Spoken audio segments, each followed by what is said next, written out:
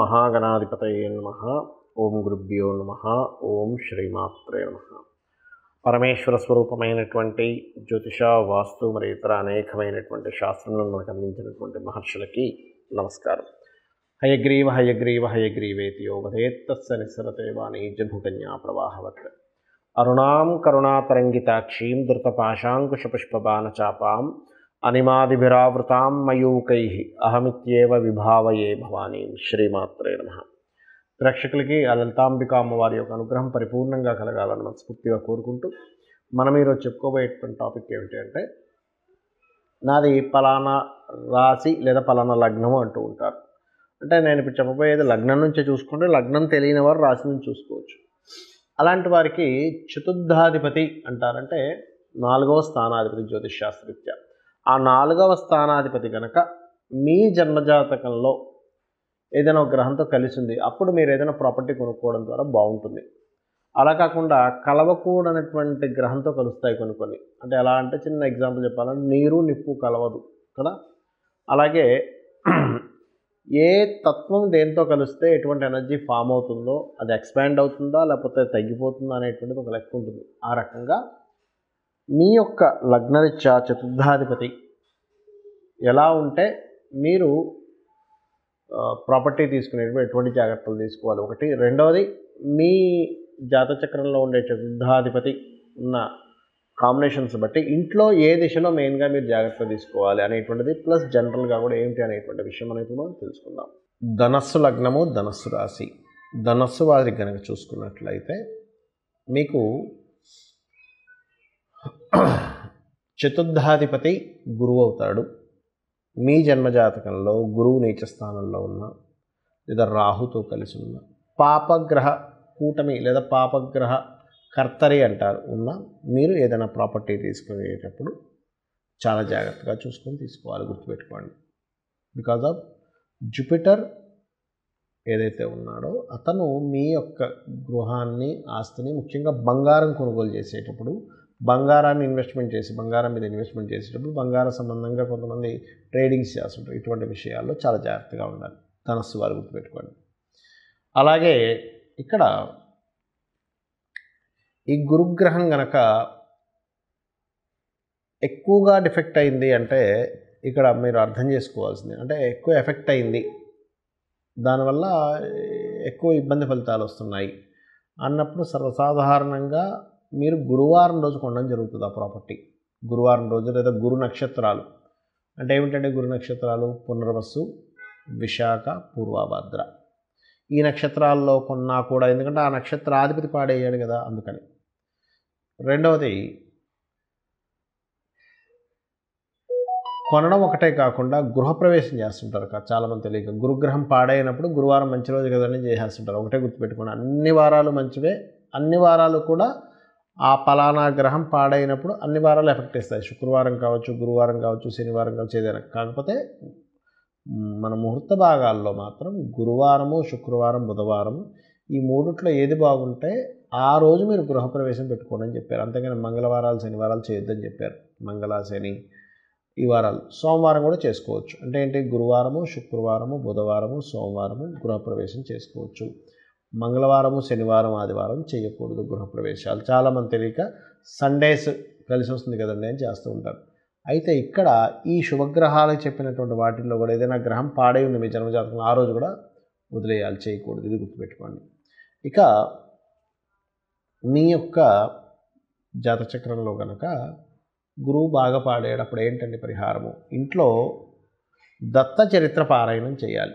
దత్త చరిత్ర పారాయణము, దుర్గా సప్తశతి పారాయణము లేదా చండీ హోమం లాంటివి చేసుకుంటూ ఉండాలి. అందరికీ చండీ హోమం పనిచేయడం వేరు. రాహు ప్రభావం వల్ల గృహం పాడైనప్పుడు, అంటే గృహ అధిపతి చతుర్థాధిపతి పాడైనప్పుడు చండీ హోమం చేసుకుంటే దాని ప్రభావం వాళ్ళు కళ్ళకు కట్టినట్టుగా చూస్తారు. అందరికీ అది కనబడాలని రూల్ లేదు. కానీ ఎందుకు అంటే, చూడండి, తలనొప్పి వచ్చిన వ్యక్తి జండు బాంబు రాసుకోవడానికి లేదా ఒక ట్యాబ్లెట్ వేసుకోవడానికి తేడా తెలుస్తుంది. ఏ తలనొప్పి లేదు, ట్యాబ్లెట్ వేసుకున్నానండి అంటే, తలనొప్పి లేనోటి ట్యాబ్లెట్ వేసుకుంటే ఎలా తెలుస్తుంది తలనొప్పి తగ్గిందా లేదా అనేది? లేదు అక్కడ.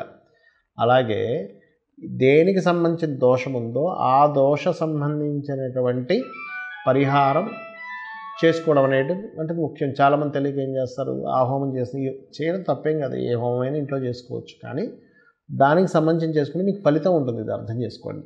ఇది చేసుకోవాలి. గోవులకి అందులో ముఖ్యంగా దేశీవాలి గోవులకి అరటికాయలు లేకపోతే బెల్లంతో తయారు చేసిన పదార్థాన్ని ఒక 4 ఉండలుగా తినిపించి, అలా నువ్వులు తినిపించకూడదు. ఇది చేస్తూ ఉన్నట్లయితే ఖచ్చితంగా మీకు ఈ ధనస్సు లగ్నంలో పుట్టినటువంటి వారికి, ఎందుకంటే శుక్రుడు సహజంగానే 6th లార్డ్ అవుతాడు, అంటే గృహకారకుడు 6వ ఆధిపత్యం వస్తుంది, ఆధిపత్య పాప అంటాడు శుక్రుడిని. కాబట్టి ఇంకింత జాగ్రత్తగా చూసుకోవాలి మీరు ప్రాపర్టీస్ తీసుకునేటప్పుడు కానీ కొనుగోలు చేసేటప్పుడు కానీ ఈ రెమెడీస్ చేసుకుంటే అన్ని విధాలా బాగుంటుంది. చాలామందికి గృహము అనగానే ప్రతిసారి తూర్పు మంచిది లేదా ఉత్తరం మంచిది, దక్షిణం పడమర మంచిది కాదు అనుకుంటారు. అది పూర్తిగా తప్పు. వాస్తు శాస్త్రంలో ఎక్కడా కూడా సంస్కృత గ్రంథమైనటువంటి విశ్వకర్మ ప్రకాశిక అనేటువంటి గ్రంథంలో ఎక్కడా కూడా ఈ దిశలు మాత్రమే మంచివి, ఈ దిశలు మంచివి కాదు అనేటువంటిది లేదు. ఇది ముందుగా గుర్తుపెట్టుకోండి. పాయింట్ నెంబర్ 1, అన్ని దిశలు మంచివే, మీకు ఏ దిశ పనికొస్తుంది అది వర్గు శాస్త్రము అంటారు. అంటే మీ పేరులో ఉన్న మొదటక్షరాన్ని ఆ దిశకున్నటువంటి ఆ నుంచి అమ్మహ వరకు ఉండే ఆ వర్గు, కా వర్గు, చా వర్గు అని ఉంటుంది. ఈ వర్గుని క్యాల్కులేషన్ చేసి 1, 3, 6, 7 చూసుకోవాలి. 2 మీడియంగా ఉంటుంది. ఇది ముందుగా గుర్తుపెట్టుకోండి. ఇక రెండవ విషయం ఏమిటి అని చెప్పి చూసుకున్నట్లయితే వర్గుతో పాటు మీరు ముఖ్యంగా చూసుకోవాల్సింది, ఇప్పుడు నేను చెప్పాను మీకు ఏది, ఈ దోషం ఉంటే ఈ డైరెక్షన్ చూసుకోవాలని. ఆ రకంగా అది ఏదైనా ఉంటే, ఇప్పుడు ఉదాహరణకి శుక్రకేతువులు కలిసి ఉన్నారు ఎవరి జన్మ జాతక చక్రాలు అంటే కిచెన్ కనుక చిన్నగా ఉందనుకోండి, ఇంకా దాని ప్రభావం పెరుగుతూ ఉంటుంది వాళ్ళకి కొంచెం. అంటే దాన్ని మనం ఆ ప్రభావాన్ని వాస్తు ద్వారా తగ్గించుకుంటున్నాం, రైట్. అలా 1, 2 అని కాదు. ఒకవేళ కొంతమందికి శని రాహు కాంబినేషన్ ఉంది, వెస్ట్ ఎక్కువ ఉన్న ఇంట్లోకి వెళ్తే ఇంకా ప్రభావం పెరుగుతూ ఉంటుంది. సర్వసాధారణంగా వాళ్ళకి తెలియకుండా అట్లాంటి కర్మల్లోకి వెళ్తూ ఉంటారు. ఆ రకంగా ఇంకోటి ఏంటంటే ఎప్పుడు కూడా గుర్తుపెట్టుకోండి, వాస్తు గురించి మీకు పూర్తిగా అవగాహన లేదు, చూపించుకునే స్థితి కూడా లేదు, అలాగే జాతక చక్రం కూడా తెలియదు. అప్పుడు ఏం చేయాలి? సింపుల్, ఒకటే గుర్తుపెట్టుకోండి. ఉదయం నిద్రలేచిన వెంటనే గణపతిని స్కందుడిని తలుచుకొని 10 నిమిషాలు ధ్యానం చేసి మీరు నిద్రపోయే ముందు నమశివాయ అనేటువంటి మంత్రాన్ని, నమశివాయ అనేటువంటి పంచాక్షర మంత్రాన్ని చేయండి. ఇంట్లో మీకు ఎంత వాస్తు దోషం ఉన్నా, జాతచక్రంలో ఎంత దోషం ఉన్నా కూడా ఇది మిమ్మల్ని ఎంతో కొంత కాపాడుతూ ఉంటుంది. నిత్యము కనుక చేయగలిగితే, ఏదో ఒకరోజు చేశానండి, ఒకరోజు చేయగానే నాకు ఎటువంటి మార్పు రాలేదు అనకండి. నిత్యము చేయండి, మీరే చూస్తారు మార్పు అనేటువంటిది. అలాగే లలితా సహస్రనామాలు వినడం, చదవడం ఉదయం సాయంత్రం చేయండి. అంటే ఎటువంటి దోషాలు ఉన్నా కూడా తొలగిపోతాయి దీనివల్ల. విష్ణు సహస్రనామాలు కూడా చేసుకోవచ్చు. ఇక మరొక విషయం ఏంటంటే ఇక్కడ మీరు గమనించవలసినటువంటిది, ఇప్పుడు ఇంట్లో ఏమైనా చేంజెస్ చేస్తున్నారు, కలర్స్ వేస్తున్నారు. Colours is also most important వాస్తుకి. కాబట్టి ఎటు పడితే అటు, ఏ రంగు పడితే ఆ రంగు వేయకుండా ముఖ్యంగా ఉత్తరం వైపు వైట్ కలర్ ఉండేలాగే చూసుకోండి. ఎందుకంటే అక్కడ వైట్ కలర్ కనుక లేదు అంటే ఫైనాన్షియల్ మీద ఎక్కువ దెబ్బ పడుతుంది. మన జీవితాలన్నీ కూడా ఫైనాన్స్తో ముడిపడి ఉంటాయి. ఏదైనా ఒడిదుడుకులు వచ్చాయంటే ఫైనాన్స్తో సంబంధం ఉంటుంది. ఎందుకంటే ఉత్తరం కేవలం ఫైనాన్స్ ఒకటే కాదు, ఉత్తరం ఫైనాన్స్ అయితే ఉత్తర ఈశాన్యం అనేటువంటిది మనకి ఆరోగ్యం. ఎవరైనా ఏమంటారు, ఆరోగ్యం బాగుంటే చాలండి, ఆరోగ్యమే మహాభాగ్యం అంటారు. అందుకని ఉత్తరం గోడ మొత్తం వైట్ ఉండాలి. అలాగే ఈశాన్య భాగం, ఉత్తర ఈశాన్యం వైపు తర్వాత వచ్చే ఈశాన్యం ఆలోచన, ఇటువైపు చూసుకుంటే ఉత్తర వాయువ్యము, వాయువ్యం వైపు కనుక చూసుకుంటే ఇదంతా వైటే ఉండాలి. వాయువ్యం నుంచి ఈశాన్యం వరకు మొత్తం వైటే ఉండాలి, గుర్తుపెట్టుకోండి.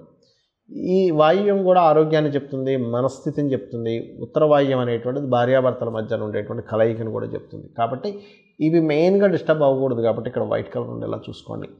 అలాగే మరొక విషయం ఏంటంటే,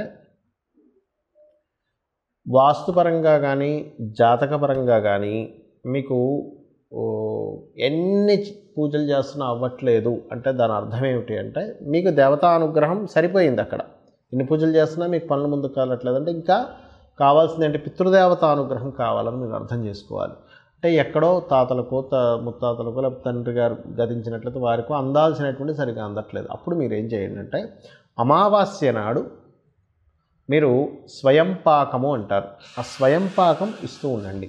అంటే అమావాస్యకి బియ్యము, 2 రకాల కూరగాయలు, 2 రకాల పప్పులు, ఉల్లిపాయలు కాదు సారీ మిరపకాయలు, ఉప్పు, ఇటువంటి ఉల్లిపాయలు దానం ఇవ్వకూడదండి, గుర్తుపెట్టుకోండి, ఇవ్వాలి. అలాగే మరొక విషయం ఏంటంటే, ఇప్పుడు నేను చెప్పినటువంటివి ఏవైతే ఉన్నాయో, ఈ వాస్తుపరంగా చెప్పినటువంటిది ఏదైతే ఉందో ఇందులో మీకు గనక మీ జన్మజాతకంలో అద్భుతమైనటువంటి ధనయోగ దశ నడుస్తుంది. ఇది పెద్ద ఇబ్బంది ఇవ్వదు, గుర్తుపెట్టుకోండి. నీచభంగ రాజయోగం, విపరీత రాజయోగ దశలు నడుస్తున్నాయి, ఏమీ ఇబ్బంది ఉండదు. అంటే అలాగా ఆల్రెడీ ఆ వ్యక్తికి 1,00,000 వస్తుందనుకోండి ప్రతి నెల, ఒక 10,000 20,000 ఎక్స్ట్రా ఖర్చు అనేటువంటిది పెద్ద బర్డన్ కాదు. అలాగే మీకు పెద్ద యోగం మీ జన్మజాతకంలో ఉన్నప్పుడు ఈ చిన్న చిన్న దోషాలు మిమ్మల్ని ఏమి ఇబ్బంది పెట్టవు. నేను మీకు ఇది ఎందుకు చెప్తున్నానంటే, ఇదేదో దీనివల్ల ఏదో ఇబ్బంది వస్తుంది అనేటువంటి భయపడకండి. మీ జాతచక్రంలో పెద్ద యోగం ఉన్నప్పుడు ఈ చిన్న చిన్న విషయాలు ఇబ్బంది పెట్టవు. సో ఇవి తెలుసుకొని మీ యొక్క జీవితాన్ని ఆనందమయం చేసుకుంటారని కోరుకుంటూ శ్రీమాత్రే నమః.